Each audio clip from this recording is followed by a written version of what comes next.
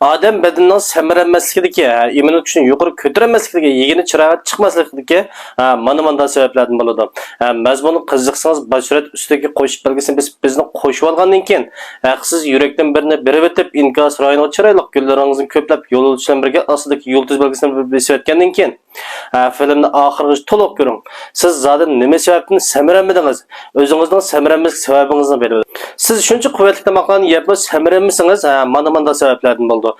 Bu zoda qo'y sabab degan vaqtda hozir ko'plagan do'stlarimizning oshqozon yollig'i sovib ketgan, oshqozon og'rish, ko'pish qatorliq masalalarni, ya'ni oshqozon iqtidorining chekinayotgan sababidan bo'ladi. 3 oy oshqozonni ig'ir yoki yenik darajada masala bo'lsin, kundan kunga o'riqlab ketadi. Shuncha quvvatli tomoqlarni yeysiz, yegini chiroyli chiqmaydi, samaranmaydi. Ikkinchidan bo'lsa, jigarning harorati eshib ketgan, jigarni issiq qoplab olgan, qavziyat bo'lib qoldigan, ussash, ig'iz qurish, kichik tarat siriq keladigan, yel ko'p bo'lish, cho'ng tarat 2-3 kunda bir keladigan ahvoldami, jigarning issiq eshib ketish, uchayni issiq qilgan sababdanmi samaranmaydi, yegini chiroyli chiqmaydi, immunitet kuchi tuvan bo'ladi. Uchinchidan bo'lsa, mushu qalqansimon ba'zi iqtidorning chekingan ahvoldami o'riqlab ketadi, badan ojiz, put-qo'lda mag'duri yo'q, put-qo'l titraydigan, yurak ritmsizlangan ahvoli ko'riladi. To'rtinchidan bo'lsa, diabet, o'pka tuberkuloz qatorliq agashma kasalliklar sababidan o'riqlab ketadi, ishtahasi nachar, badan ojiz, immunitet kuchi tuvan, to'la og'rib qolgan, o'ltirib qolsa bosh qaydigan, put-qo'lda jon yo'q, hech xo'sh yoqmaydigan,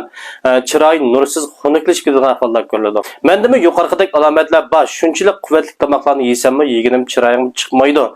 Badanim ojiz, o'riq, immunitet kuchim tuvan, osonla og'rib qolaman. O'ltirib qolsam beshim qaydi, hech ish xo'sh yoqmaydi. Qachon tekshirsam qon ozlaydi.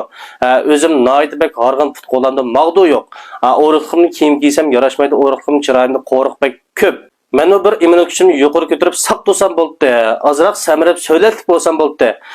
Unimini birdan-bir kapolat beradigan mahsulot bo'lsa iste'mol qilib, samirsam bo'ldi, badanimga quvvatli qilsam bo'ldi degan do'stlar bo'lsanglar, mushu ustidan chiqarib qo'ygan Ablajon 2777 unlarni qo'shish orqali bizning unimi kapolat yasab berayotgan 42 xil Uyg'ur tibobat ham dori shundaqla mig'izlar javorini foydalanib ishlangan.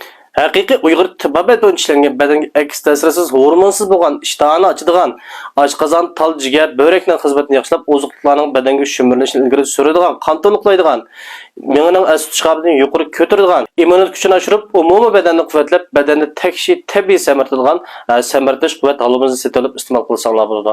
Avval iste'mol qilinglar, undan keyin baho beringlar do'stlar. Mahsulotimizni unumini kapolat beramiz. Unumi ko'rilmasa, pulinglar shartsiz qaytariladi.